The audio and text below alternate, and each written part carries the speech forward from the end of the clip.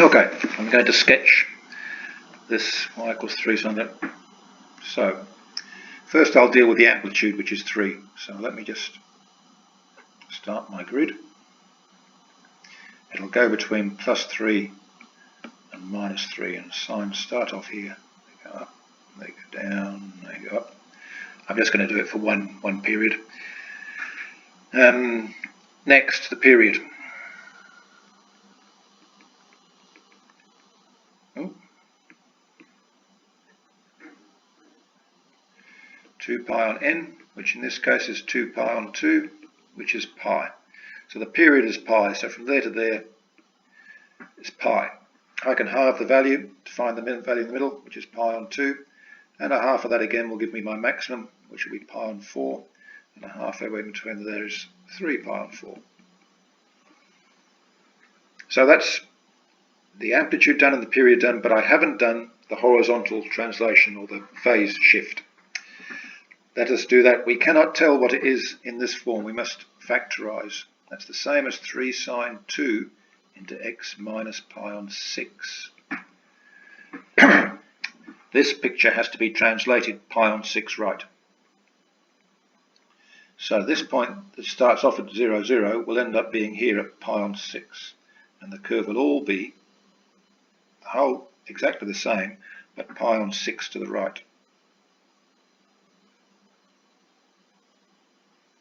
Something like that. Finish there. I'm just going to go one period. So I'll need to find out what that value is. That value is, I need to find that. I need to find that. You need to find always the intercepts and stuff.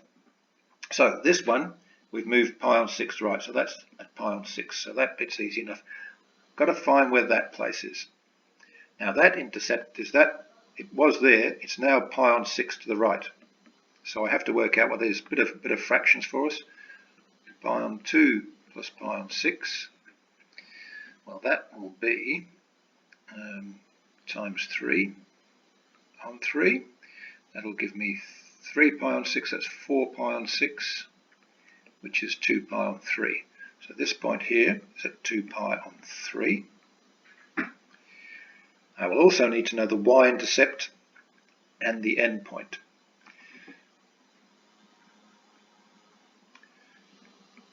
So the y-intercept, x equals 0. I've got y equals 3 sine 2 times 0 minus pi on 3, which equals 3 sine negative pi on 3. Which will be 3 times negative root 3 on 2. It's negative 3 root 3 on 2. So this value here on our graph is negative 3 root 3 on 2. And because it repeats after every period, that'll be the same at the end. Pi negative 3 root 3 on 2. And so, there we go. That is my finished picture of that curve. It's always the horizontal translation or the phase shift, the movement sideways, that is the tricky bit to work out where things end up.